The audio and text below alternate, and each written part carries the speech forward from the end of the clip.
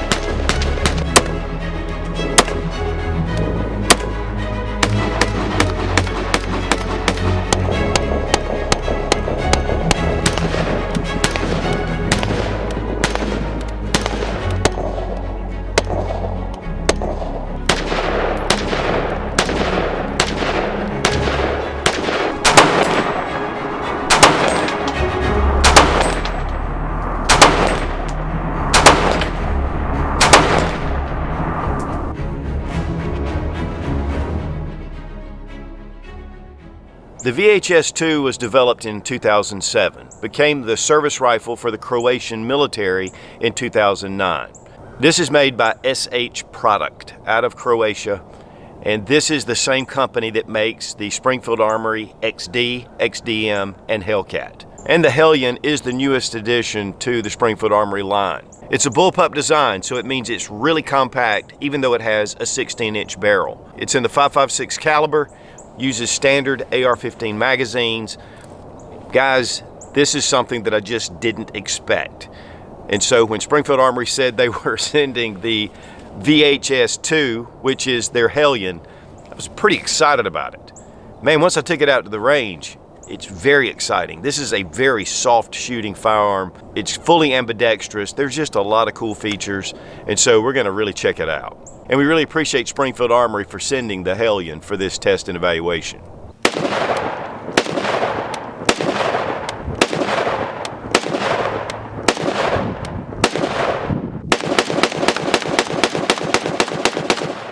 The Springfield Armory Hellion. This is imported by Springfield Armory. It is produced by SH Produkt out of Croatia.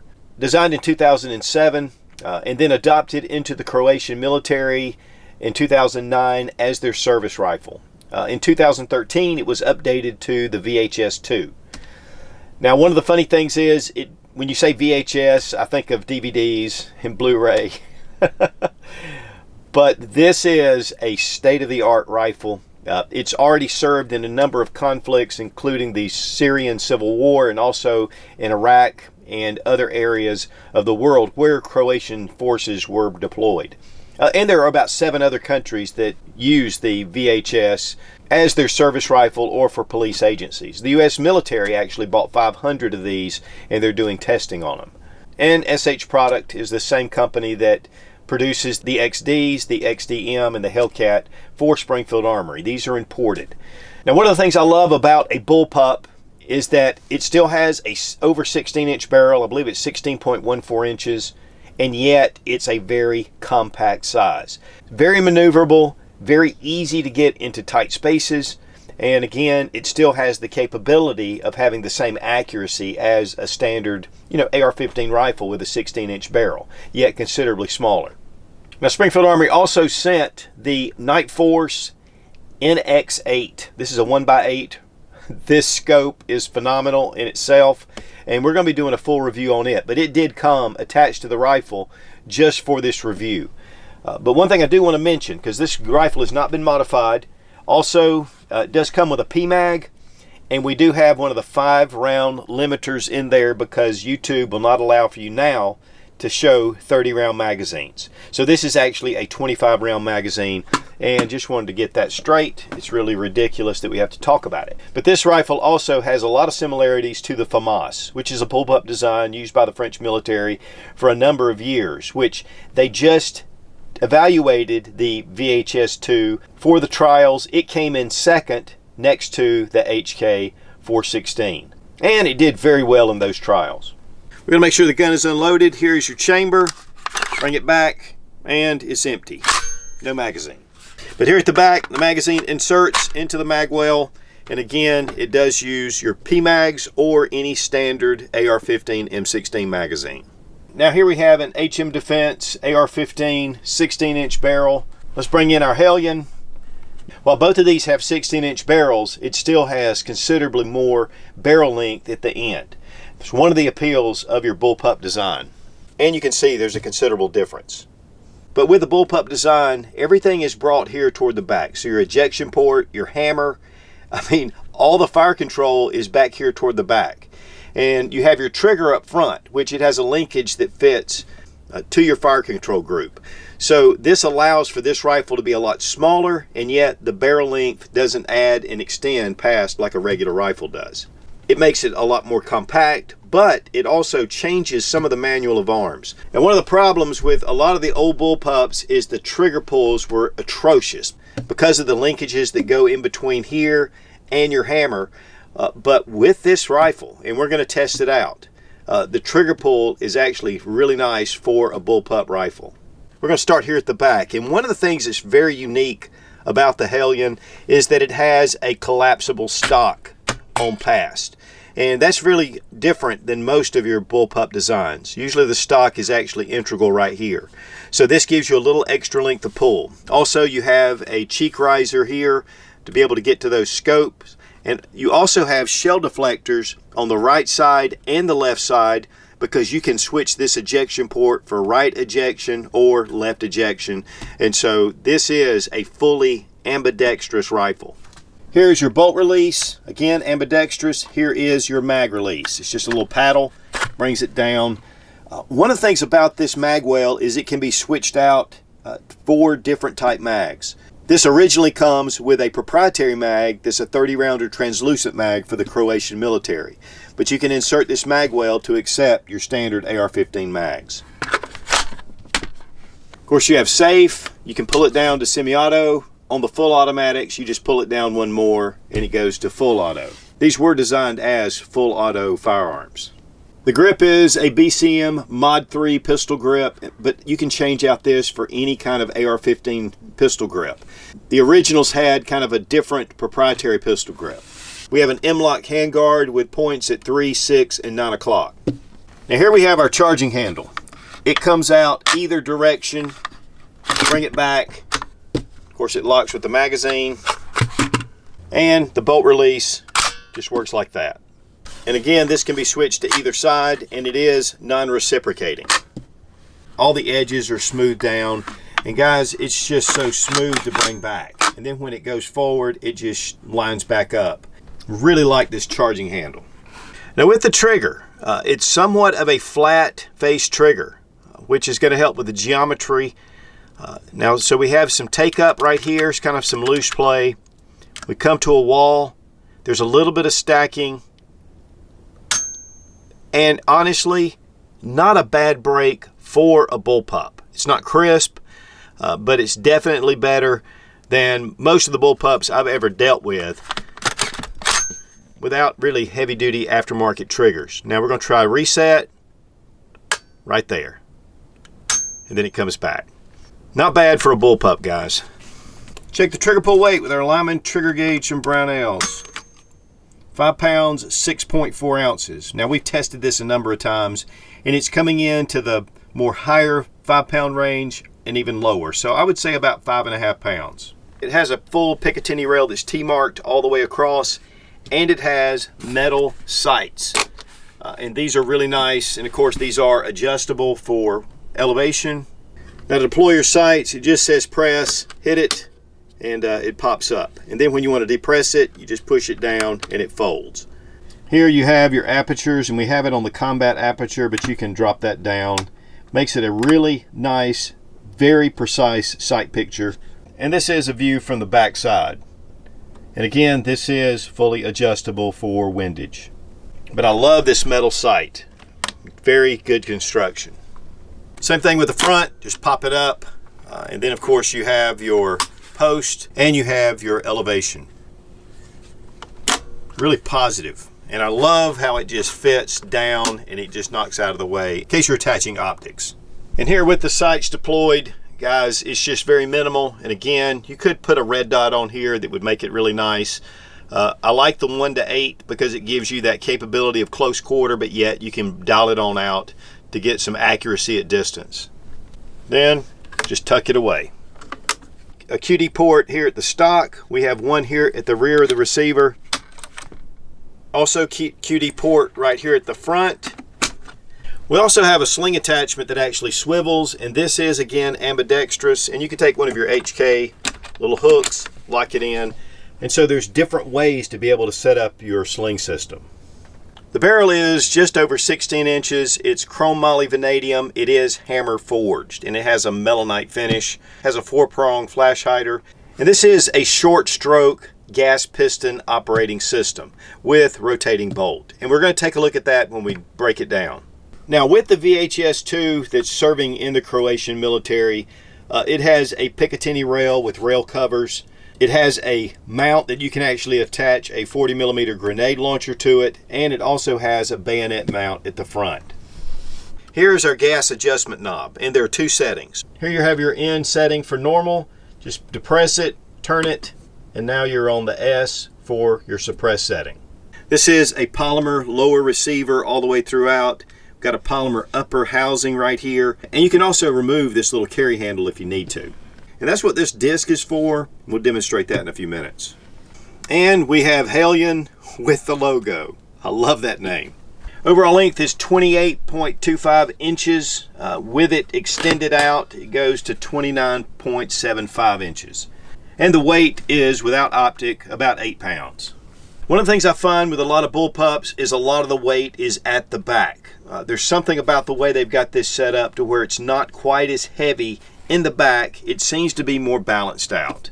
A lot of that probably has to do with this carry handle at the top and then some of the systems, but we're going to take a good look at the interior. It's very easy to disassemble, and again, you can switch your ejection patterns out from right to left, vice versa. Even if you're left-handed and you have it set up in the right-hand configuration, this shell deflector that's ambidextrous on both sides keeps that brass from hitting you in the face regardless.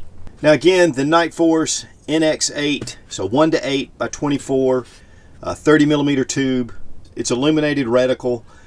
It has the MRAD system, so it's more of a mil-dot, but you can get MOA.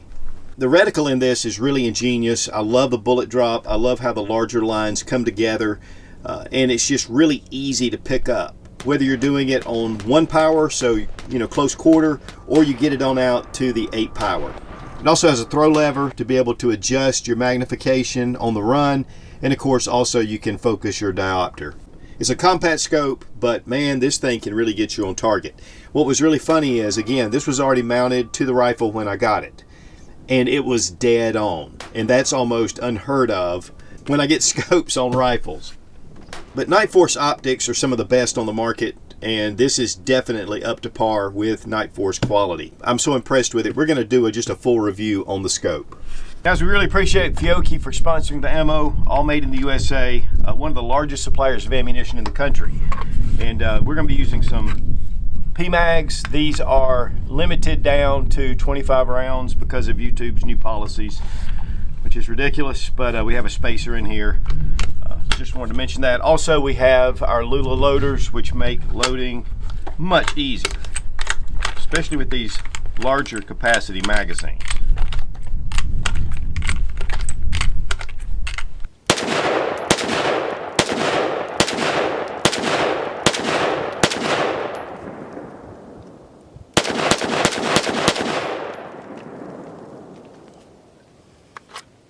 Bullpup designs are very compact. They fit right to your shoulder, but with this short stroke gas piston system, it's a very soft shooting, flat shooting firearm. The recoil is really nice. There's hardly any noticeable muzzle rise. One of the things about a bullpup is because it's so short, it does make it really handy. Because the action comes all the way to the end of the buttstock, it's a totally different experience when you're shooting it. Now, because it's so small and compact, it's a whole different manual of arms, but it doesn't take long to get up to speed.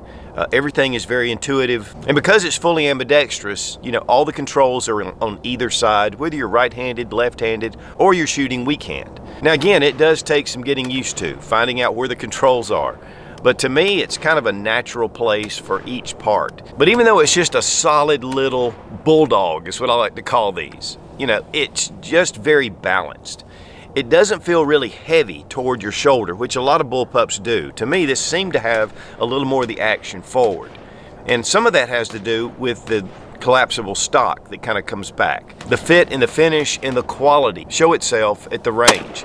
And because of that monolithic polymer that goes all the way through, you know, it keeps the weight down.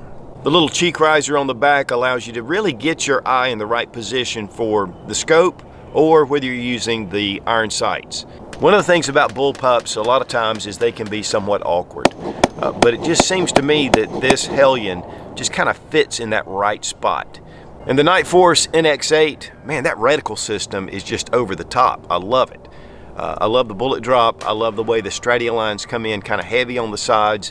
It just makes it a natural shooting gun. 1:8, so you can really get some accuracy out there. But this would also be great to have just a small red dot because this is so compact, and so it'd be really easy and keep it more compact. So it's just according to what you want to do with this rifle. With the optic on here, you're able to really hit accurately out to long distances. And we got it out from 100, which we were just shooting steel, and then we kind of took it out to the 200 mark, and then on out to 300, and we were hitting steel with no problem. One thing that was funny is the scope came mounted to the rifle, and it was sighted in just perfectly. And we'll be seeing more about this optic coming up.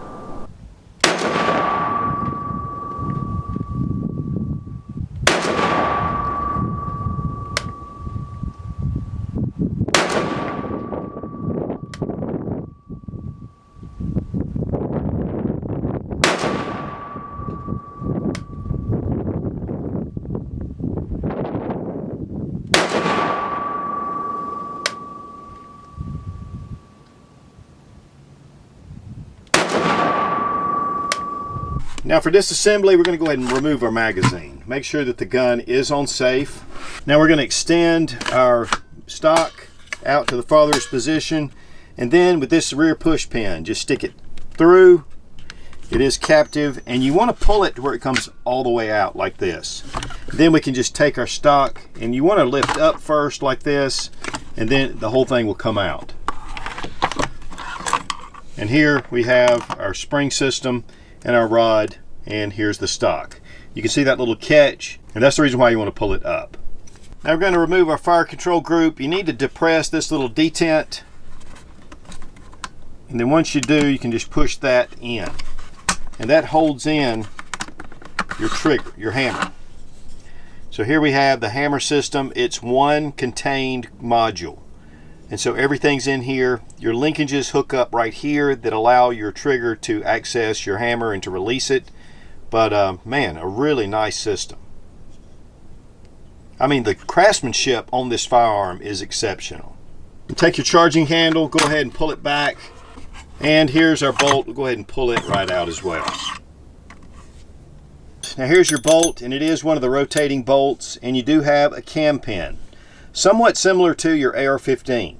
Now you want to push out this little pin from this side, push it out. This is your firing pin retainer pin, and it has a little head on the other side to let you know how it goes in.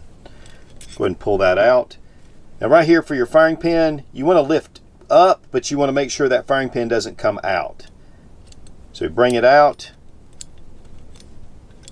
and that just pulls right out your firing pin and firing pin spring. Now when you have your cam pin in this position right here with the bolt fully inserted, just push through and it'll drop out your cam pin. Now one of the things about the cam pin is that you can actually switch this from one side to the other. There is detailed instructions on how to do that, but this will allow you to switch the direction of your ejection. And then we pull our bolt out. Really nice, beautiful bolt. Very heavy duty.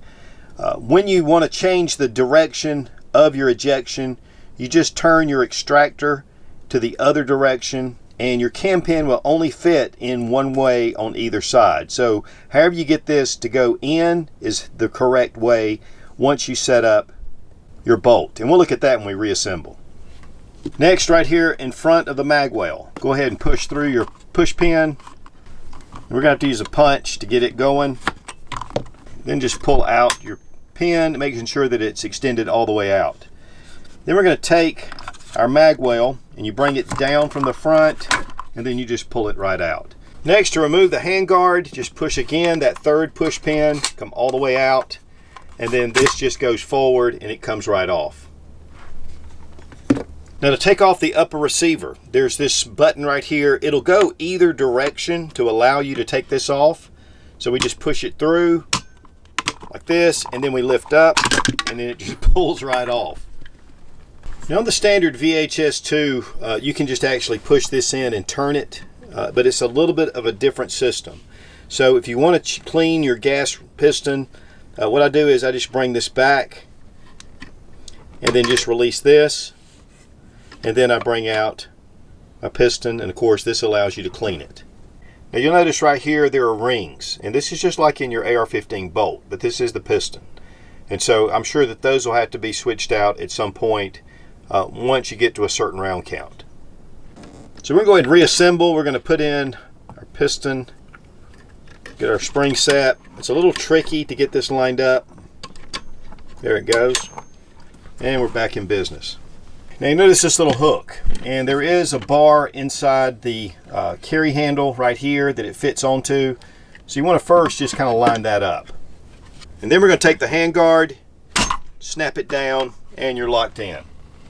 Now there are two little nubs that fit into the inside of your handguard, and so you're going to want to get that lined up, bring it in, and it closes in. Then we take our push pin and just push it through from the other side. Magazine well, you want to take the back end first to kind of line it up, close it, take your push pin, lock it down. Now we want to reinsert our fire control group, place it inside. Once you get it in, just line it up with this little cutout at the bottom. It snaps into place. Now this upper handguard does not have to be removed to disassemble the rifle. But if you're going to switch your dust cover to the other side, we're going to have to take it off. And it's just fit on here. There are two little rods right here. It's a little bit of a bear to get off, but you just bring it and it pops off. I'm going to go ahead and depress that rod. There it goes. Now you can leave it just like this where it's still attached to the rods, because what you really want to do is to pull this out. So to lock down the other side, go ahead and close it. And there's a small hole here. Just take your pin, push it through, and that'll lock together this other side of your dust cover. But we're not going to leave it that way because we want the other side eject. Now when reassembling your bolt, being right-handed, you want to make sure that the extractor is facing the right side, and that the ejector pin is facing the left. So we slide that down into our bolt, making sure that we have it lined up in the correct position. Now here you see the slot for the cam pin. And actually it's going to face to the right, but that's the only way that it'll fit with the bolt turned this direction. So it fits down in there, and you can see that it is facing against the right side of the bolt carrier. Now if you're left-handed and you want left eject, turn it in the other direction, where your extractor is on the left side. So we're going to place it in. There's your cam pin hole again. This time we're going to have it facing to the left. And again, it will only go in one direction. There it goes. So now you're facing against this wall. That way you can shoot left-handed. But for us, we're going to keep it right-handed. So I'm going to switch it out. Okay, now we've got it back into the correct position for right-handed shooters. Now when re-entering your firing pin, you'll notice this little lever. And this keeps the firing pin in line. So you go ahead and put it in. And you want to make sure that it's fully seated. If it's not, it'll stick to your buffer. And I did that earlier when I was trying it. So you want to make sure that it goes all the way in to that last position. Then we take our firing pin, retainer pin, and we just slide it in and it locks in. Now we're going to go ahead and get our bolt carrier started. The bolt is at the bottom. Just kind of fits in there on these rails. There it goes right there. Now before you get this going all the way in, you want to take your buttstock and your recoil spring and put it in, and there is a slot also at the back that goes into it like this. It's a lot easier to do it this way than to insert your bolt carrier all the way in. Then just go forward, making sure that this pin is out. Then you want to kind of go up at the back and then lock it in like this.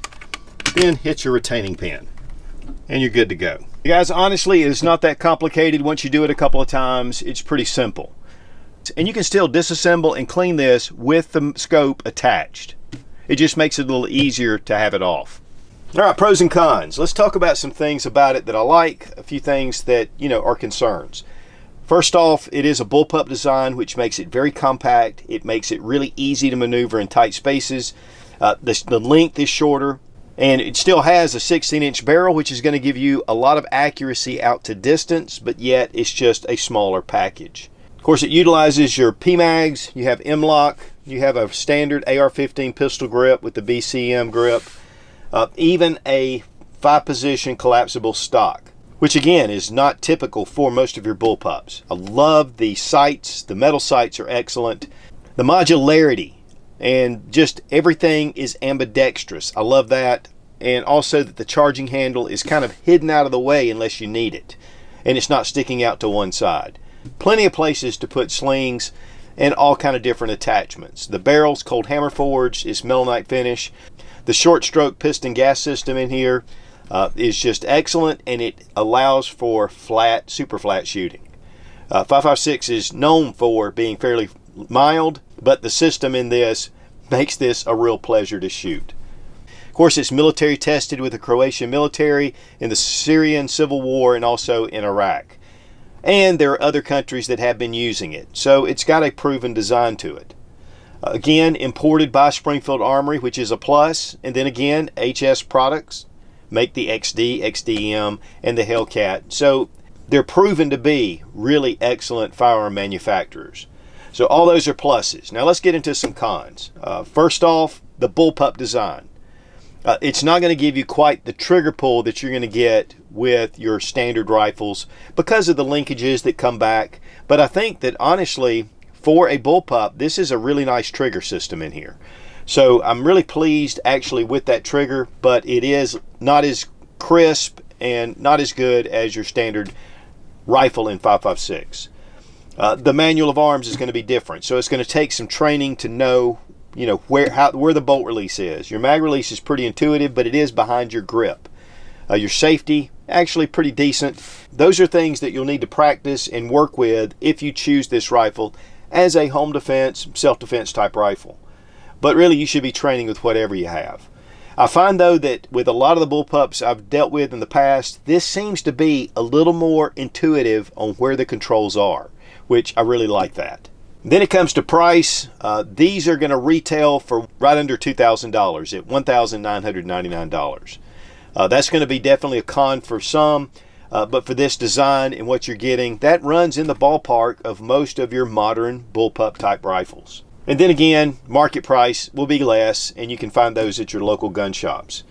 So guys, with the combat pedigree that these have already seen with the Syrian Civil War and also in Iraq, serving with the Croatian military and other countries. This is a really solid rifle. And if you get a chance when you're in a gun shop, just pick it up and handle it because it's just got a really great feel to it. And of course, they already make the XD, the XDM, and the Hellcat. So the quality is established. But then when you get it to the rifle, it takes it to a whole nother level. And we really appreciate Springfield Armory for sending the Hellion and also just for importing the VHS 2 for us civilians here in the US. It's just great to have the availability for these really incredible world-class rifles. Guys, check out Sportsman's Guide for all kind of accessories, shooting, hunting, camping, military surplus from all over the world. It's one of my go-to sources, and you get $20 off for every $100 or more purchase using Sootch, S-O-O-T-C-H in the coupon code. And if you're a member of their Buyers Club, you get free shipping. And that really comes in handy when you're ordering jerry cans. So check out Sportsman's Guide, great resource. Be strong, be of good courage. God bless America, long live the Republic.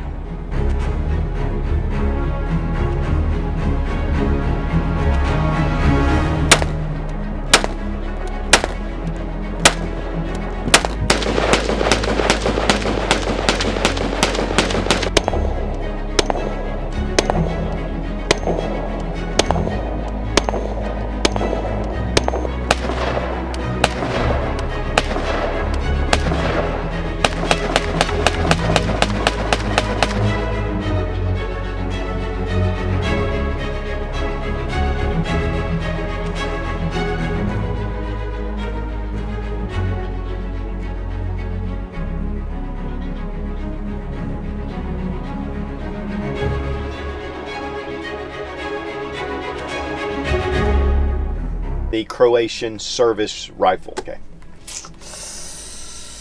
Oh my gosh, dudes. Dudes and dudes and dudes. Okay. Do that. Can't do that. Okay, I don't want to say that. That's bull crap. And you know, one of the things about a bullpup is because, dang man, I'm having a hard time. Next to the HK416. What are those dogs? Those freaking stupid dogs. They're just barking. Get a grip on your dogs, dude. This to me is a little more intuitive than some I've seen. I like that helicopter flying around up there. Must be an accident or something on the freeway. Okay, let's start again. Go ahead and bring your stock out and lift up, and it fudge. Well, that just did that, didn't it? You want your extractor to be on the left side. 6, which is not that bad, but it's very, the recoil, I mean, a cut above. This is the Blu-ray or beyond. Guys, okay, that sounds corny as heck. Dang, that sounds corny. But I'm corny, so